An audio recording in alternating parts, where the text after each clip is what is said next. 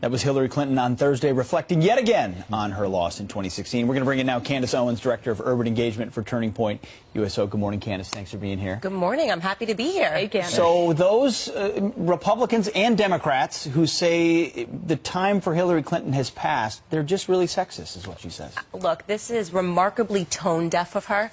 I think that it's evidence that she no longer cares about the future of the Democratic Party. And I think it's also evidence that they don't really know what to do. They've been flying in autopilot for so long, just throwing out names. Everybody's racist and sexist, that they've essentially forgotten how to debate, how to use logic, and how to use reason. Hillary lost because she keeps insulting Americans, and her solution to that is to keep insulting Americans. But also, the election, I think, for her specifically, was a huge embarrassment, because this is someone who had been campaigning for so many years. She had the DNC locked up. She had all the money she needed to be successful. And here comes this guy, Donald Trump, who she knew personally, never been in politics before, didn't have the money that she had, you know, didn't know exactly what he was doing. There he wins, and he beats her. And I think now she's saying, I don't have an excuse for this. Right, exactly. So maybe I should take the woman card. You're exactly right. And he had the heart, he had the drive, and listen, he was telling people the truth, and it was what they wanted to hear. She had forgotten about the middle of America, and he didn't. She had forgotten about everything outside of New York and California, and he didn't, and that is why she lost. And she needs to just take a second and go introspective and try to understand that it has nothing to do with anybody but herself and her own faults. She just won't go away. Almost a year and a half since losing the election, Hillary Clinton is still complaining.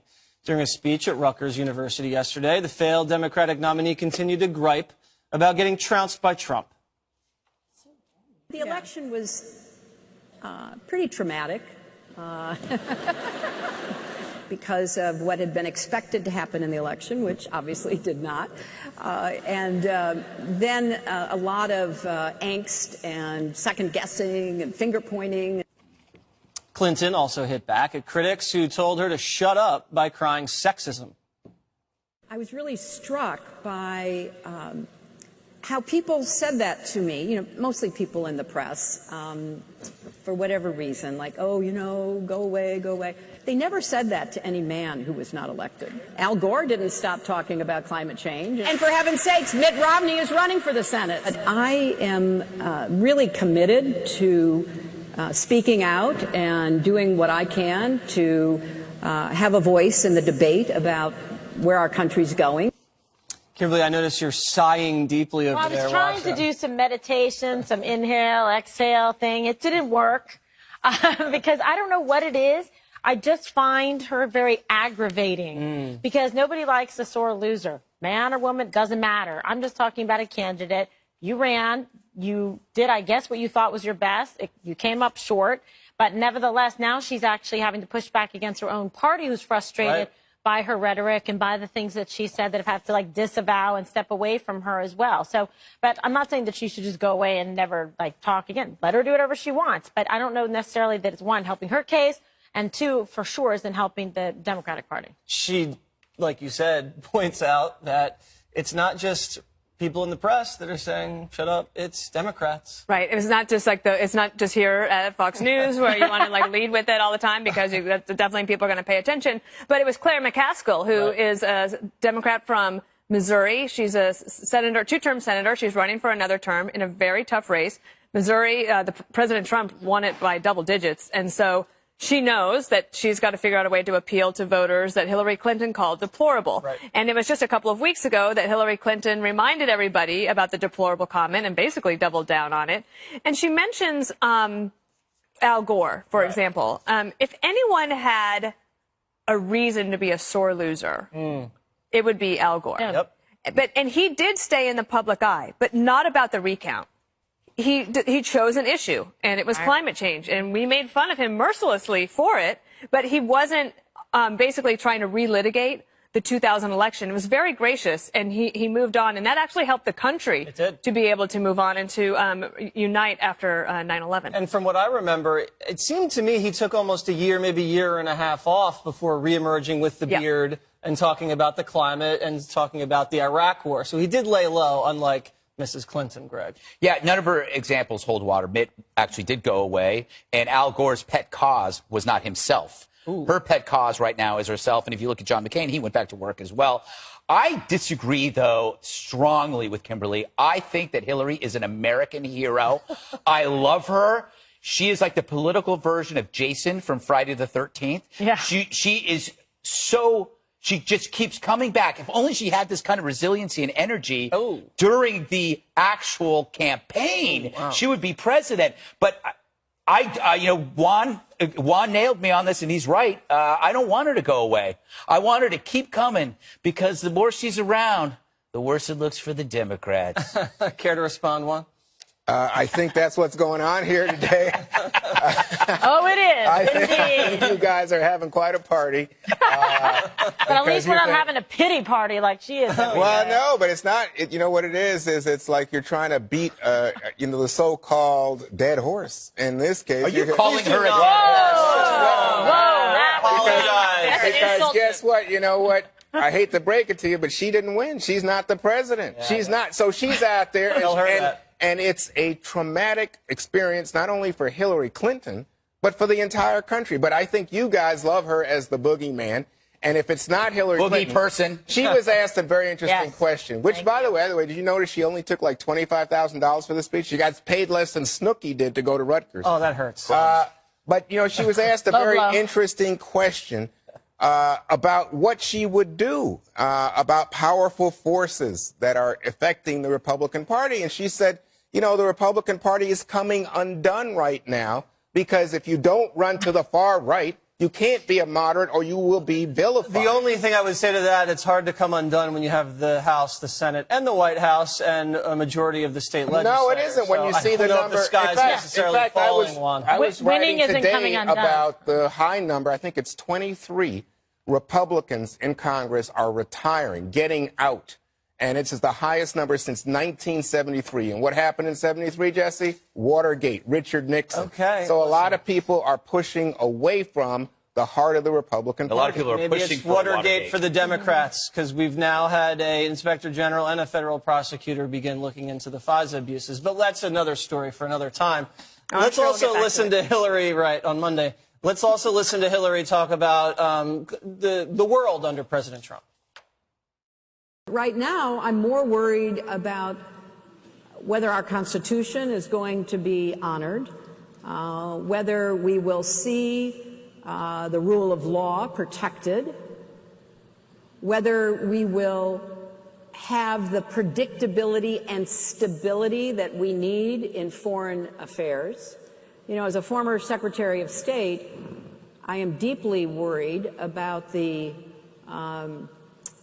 loss of leadership and leverage that the United States is currently experiencing. It's funny to hear Hillary talk about respecting the rule of law. Right? Isn't it, Hillary? I just called you Hillary. Sorry, now you're Kimberly. freaking me out. Sorry, Kimberly. Crooked Kimberly. Crooked Kimberly. Lock her up. Lock her up. You love that one. I won't mind. I'll find a way to escape.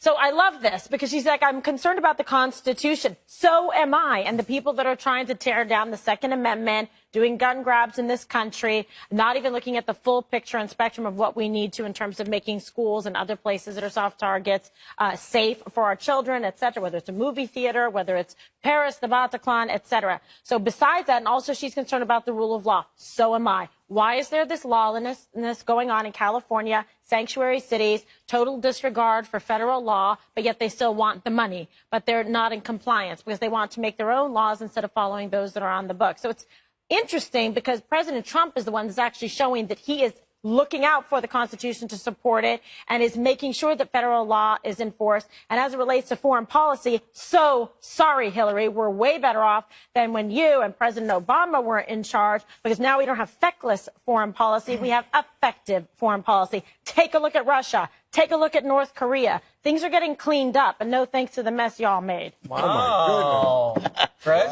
I agree with the lady over there. But Kimberly brings up a very good point about the Second Amendment. And if President Trump said that he was concerned about how does a party in power get its voters juiced up to get off the sofa, he may not have to, as long as the left and the media and John Paul Jones hand a legitimate lifeline. And Juan mentioned this before, this legitimate lifeline being, we're taking away your guns. I don't think Donald Trump has to work too hard to get people off the sofa, because that is the issue, I think, for Republicans that could get people like, you're not taking away my guns. Yep. The other thing, though, is when you listen to her talk about, the accusation of sexism, it is time for a heroic Democrat to rise from the ashes and lead some kind of identity reformation in which disparities are looked at logically and not emotionally. And their party offers a healthy perspective and not a divisive one. And I think I really do think that that's going to happen in 2020, that they were going to abandon this.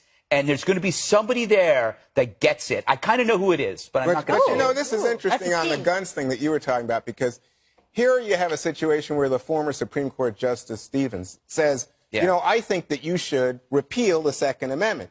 So the right wing jumps on this. Oh, look, they're trying to take away our guns, because it's easy button to push for the right to activate their base.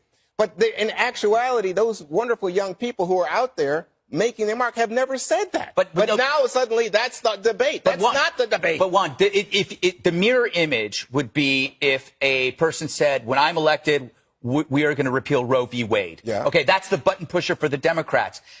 So it's the exact mirror, except but the second. She didn't say that. No, she didn't. But there are people in the march. By the way, the majority of the people in the march were adults, and a lot of them were talking about repealing the Second Amendment. In other words, you're looking at someone who does not like the easy availability of guns in society. But let's not put my opinion on what the young people did. They wrote it out. It's available. But actually what you're describing is exactly what somebody like Claire McCaskill is saying, which is that Hillary Clinton doesn't speak for me. And what they're saying is they're not asking her to shut up forever. They're just saying that we want to keep the seats that we have. Well, in certain places like you were saying, Missouri. in Missouri. But the thing is, you can't give a speech now without it being an international. Well, like Sherrod Brown in Ohio said much the same thing.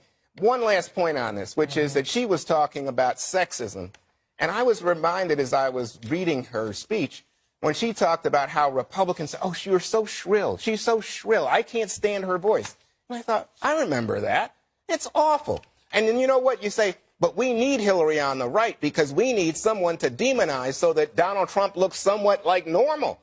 But guess what? It doesn't matter if any other woman had been that candidate. They would have been vilified too. Pocahontas, Pelosi, look for that come November. But Juan, there's Palin. There's twice as many men that were vilified by Trump. Absolutely. And they were white, they were black, there were women, there were straight. Ryan Ted, little Marco, but we got to run.